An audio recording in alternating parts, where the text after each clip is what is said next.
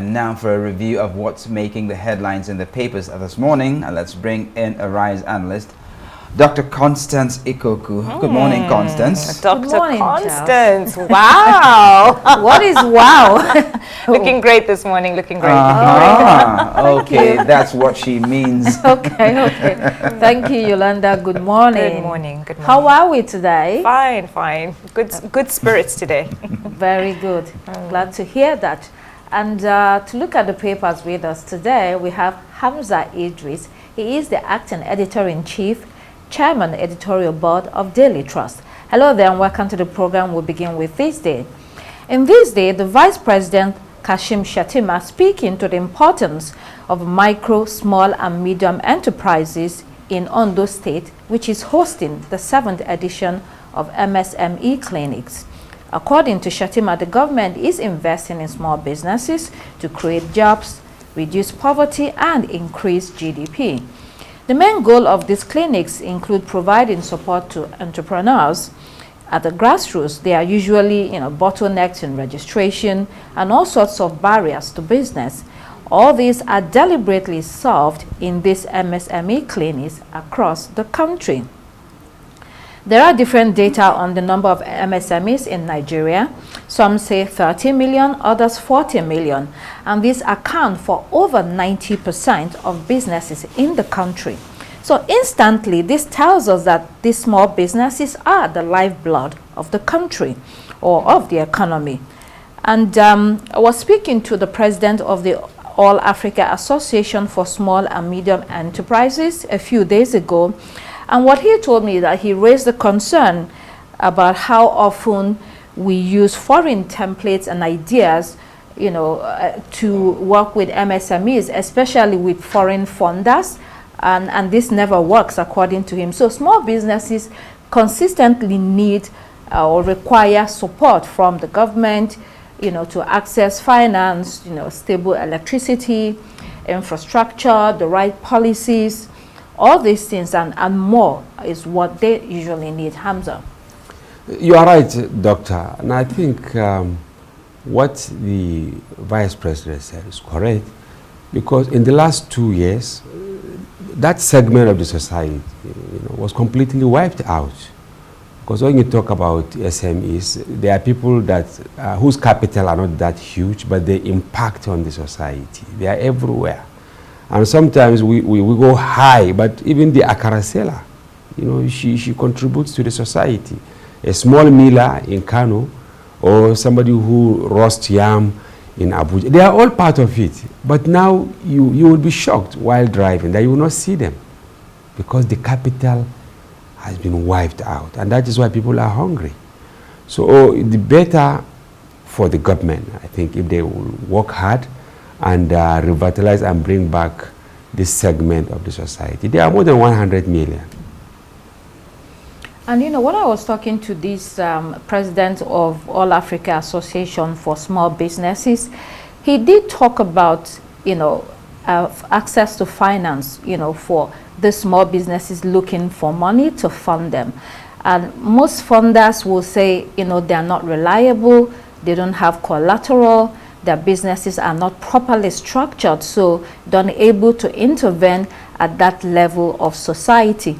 And then he tried to juxtapose it to what Western countries call these small businesses, that are coming up, startups, they call it.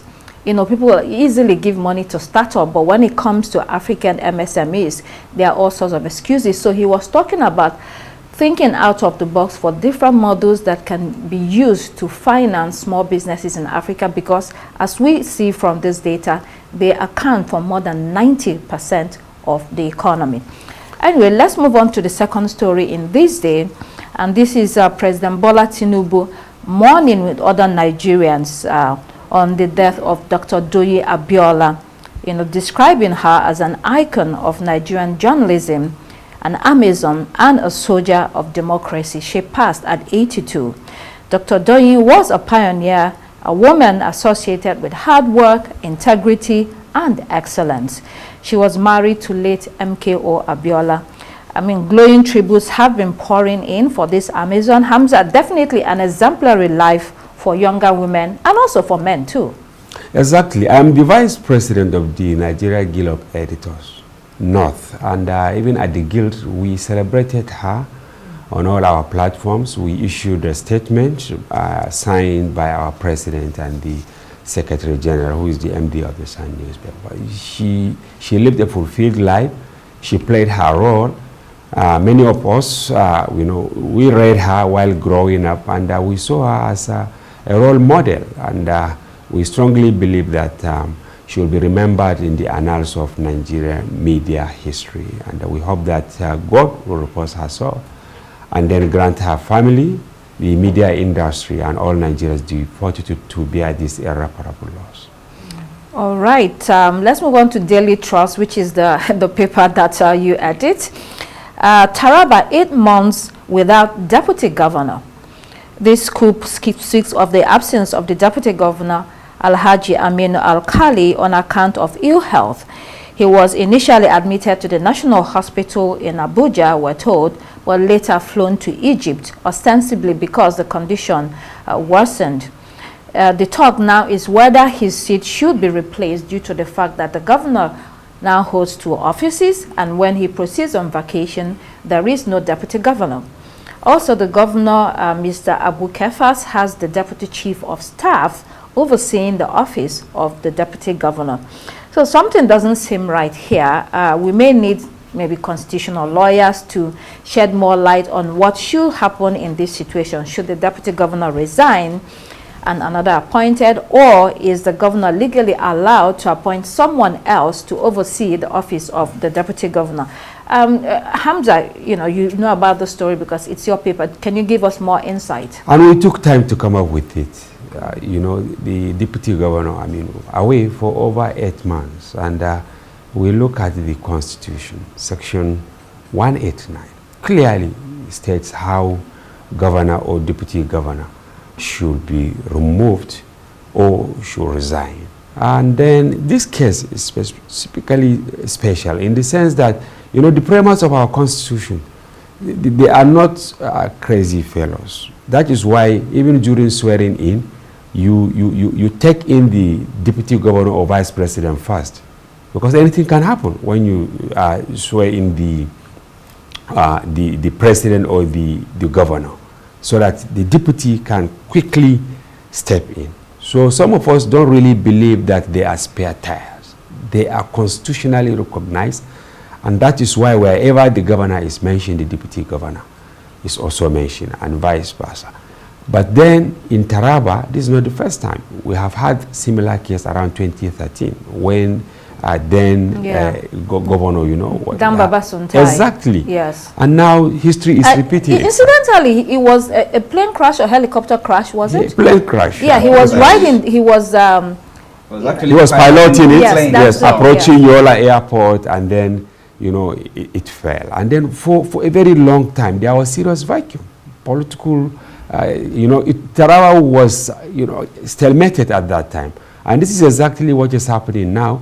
But based on our investigation, the governor, they have a very cordial relationship with the deputy, but you can't use political expediency to replace constitutionalism. The story was not done out of mischief, but actually an accountability story, because we have to hold our leaders to account. And we spoke to various stakeholders there, the State Assembly, the State Executive Council, spokesmen of the governor, opposition political parties, and they have all differed. And we also spoke with lawyers. Even the lawyers, have some differences. It was a comprehensive report, which we hope that will change the narrative from today. What should be done so that we should stop having this? Some are saying if the deputy governor is removed at the instance of the State Executive Council, the deputy speaker, who is from the central zone, will replace him following endorsement by power brokers in Taraba, but then the SSG will leave. And then the governor actually believes in the SSG as he believes in the deputy governor. It's a stalemate in Taraba. Yeah. But we hope that the story will help out and bring some of these ambiguities out. Very interesting scenario there in Taraba State. But I just want to say this on a general note that over time, you know, the functions of deputy governors have been strictly determined by what the governor assigns to them. And that's what I find really, really curious. He's supposed to be some second in command, but then the issue of spare tire came because there are really no defined, it does appear there are no defined functions for a deputy governor except that which is assigned to them by the governor. I guess that's why if a deputy governor is away for so long, there doesn't appear to be a functional vacuum. Exactly. But what about now, assuming, God forbid, something happens to the governor? Exactly. Now, Yes. that's where there is a problem. It becomes a very major political crisis. Right. Is it the deputy chief of staff posted there that will become the deputy governor of the governor? He was not elected. Exactly. Okay, so thank you so much, Hamza, for that insight into that story. I think this also applies to other states which we may not be aware of. Okay, New Telegraph this morning. Here, the chairman of the Economic and Financial Crimes Commission, Ola Olukoyede, is speaking out loud what we already know, that many abandoned estates in Abuja are owned by civil servants who stole public funds. Some of these properties have been abandoned for 10 to 20 years. He has set up a team to visit, estates and investigate the ownership of all of these abandoned ones. It's quite common in Abuja, and that explains the ridiculous cost of housing here and the ridiculous cost of land. You see a piece of land and they're telling you 9 billion naira. 9 billion naira, and you're wondering, for what? So once they leave office, it's difficult for them to have that pipeline of money to continue to fund this. So you have a lot of money laundering going on in the property sector, and that's a problem, Charles. Exactly. I think it also deserves attention, because if Olukoyede is talking about it, the hope is that they are trying to solve a problem and that the government should definitely come into the space and see that this is stopped.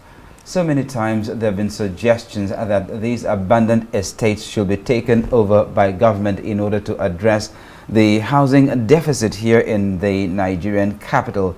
But, I mean, it appears as if that has just remained in the realm of rhetoric and nothing practical is being done about that. You drive around town and you see the estates all over the place empty, and they've been like that, indefinitely. And of course, in spite of all the calls that something should be done, I mean, an audit, a probe. Well, thank God the EFCC head has actually waded into the matter.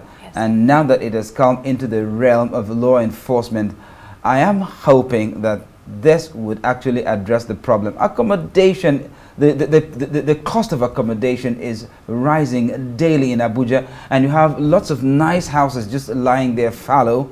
Of course, you've also mentioned the issue of money laundering, and I guess it's a rather complex situation.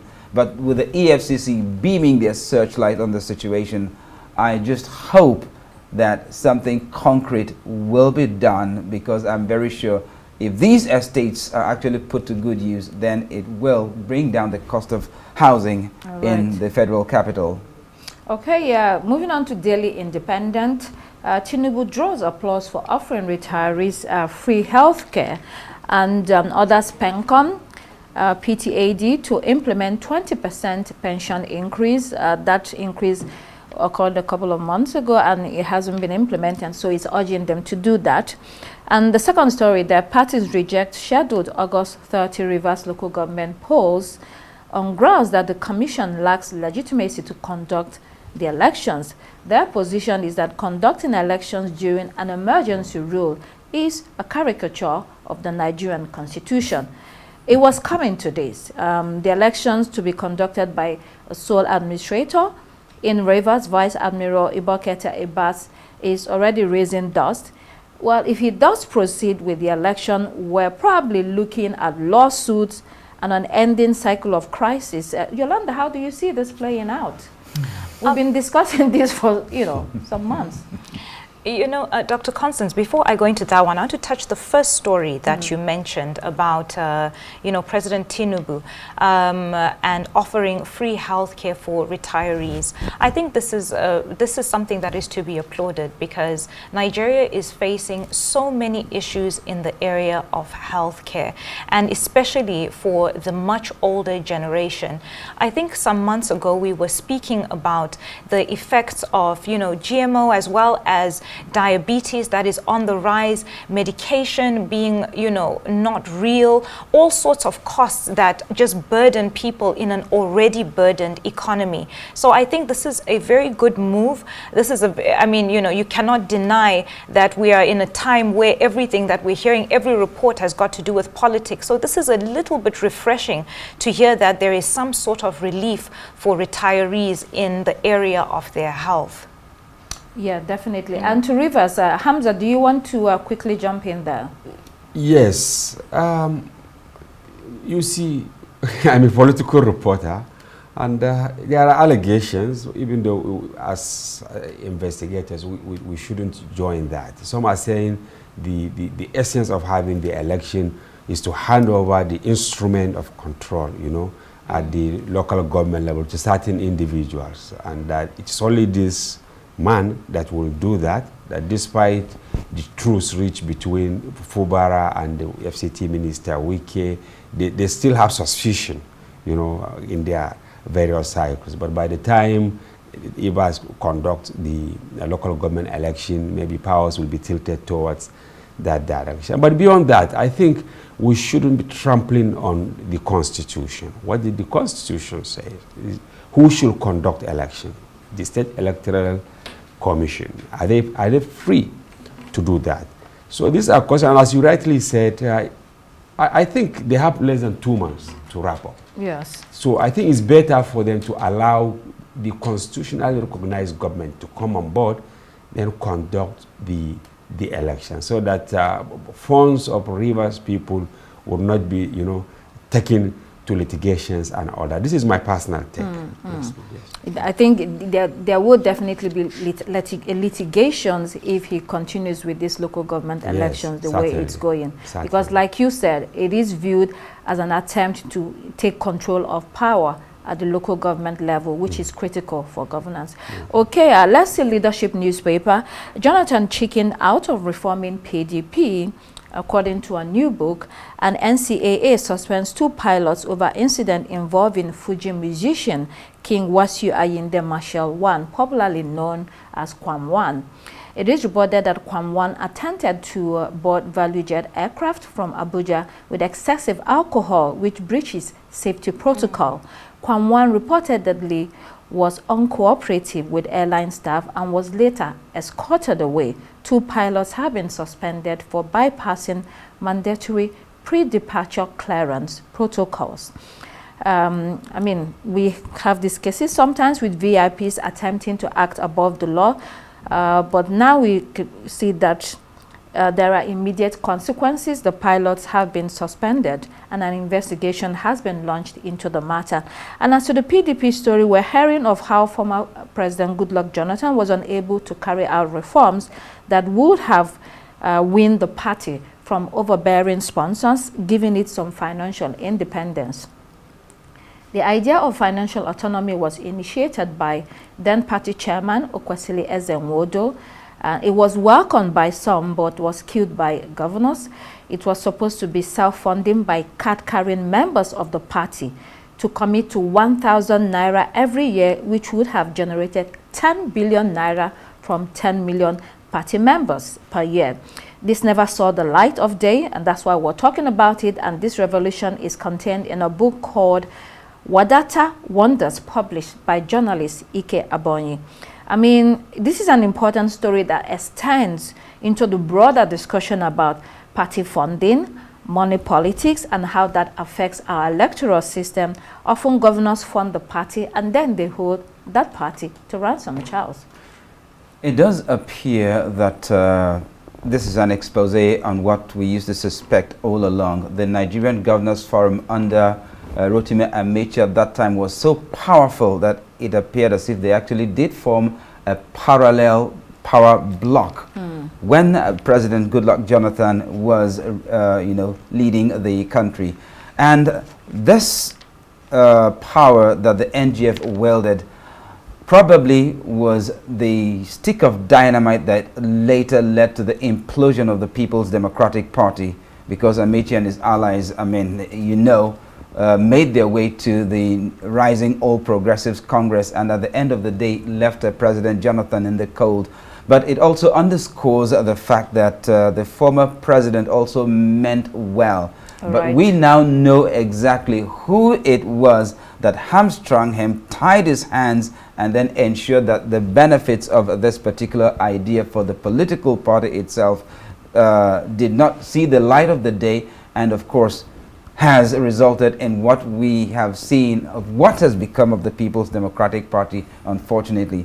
I think all those mentioned in this report or in that book would take a look at themselves, a second look at themselves, and wonder what if it had been the other way round. Okay. As for the issue of the drama with that led to the suspension of the pilots, I wonder, because they said it had to do with the unruly behavior of Kwam 1 that led to the suspension of the pilots. Is it that they did not do what they needed to do to contain the unruliness? I mean, it's one story that is not really clear. Yes. Okay, let's look at Daily Sun 2027. APC breaching electoral laws with Tinubu endorsement. According to ADC, we discussed that story yesterday. Panic fears over flooding. Then moving on to the Guardian newspaper, First Lady's humanitarian donations hit 12.9 billion in 12 years. Again, this has been a talk in town about how the First Lady is, giving money to states that are in trouble. And the question also is raised because she is the wife of the president. We also have this morning, the Daily Times, insurgency, 24,000 still missing in Northeast, according to ICRC. Ojulari rallies stakeholders' involvement in Nigeria's future energy. Then the Punch newspapers, foreign investors sell off 576 billion naira Nigerian stocks in 6 months. We have here that story on the U.S. visa. Nigeria-U.S. advanced high-level talks over visa restrictions. It used to be 5-year visa, now reduced to 3 months visa. And then finally, the Vanguard newspaper this morning for the local papers.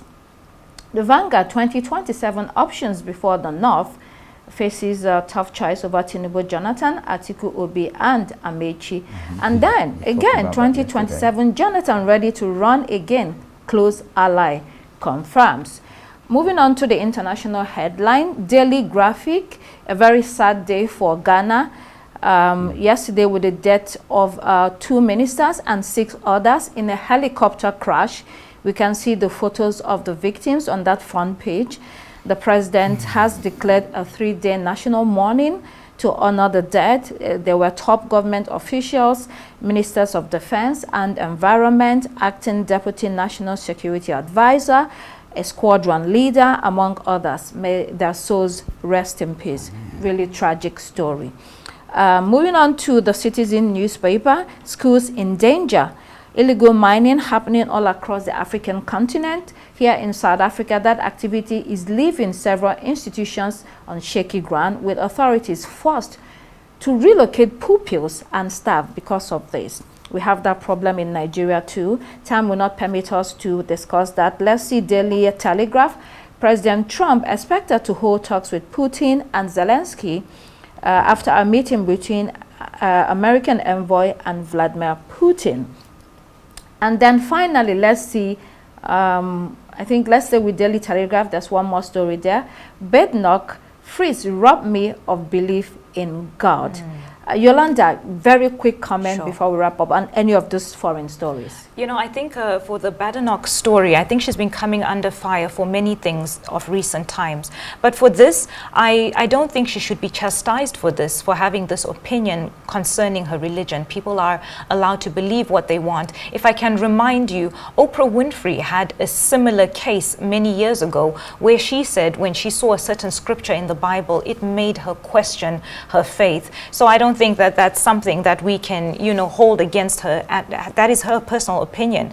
As to do with Trump and Putin, I think the time is long overdue, and we've been waiting for this. But hopefully this time, with the talks with Steve Witkoff, the U.S. envoy, they'll be able to come to a ceasefire that works for everybody. Okay, Hamza Idris, who is the acting editor-in-chief, Abuja, acting editor-in-chief of Daily Trust newspaper. Thank you for joining us. Thank you very much, Dr. And it's great having you leading the newspaper review today, Dr. Constance Ikoku. And that's all we have time for here on Daybreak. I'm Charles Eruka. It's goodbye from me. And I'm Yolanda Robert. Please do keep it here on Arise News. The morning show is next. Goodbye.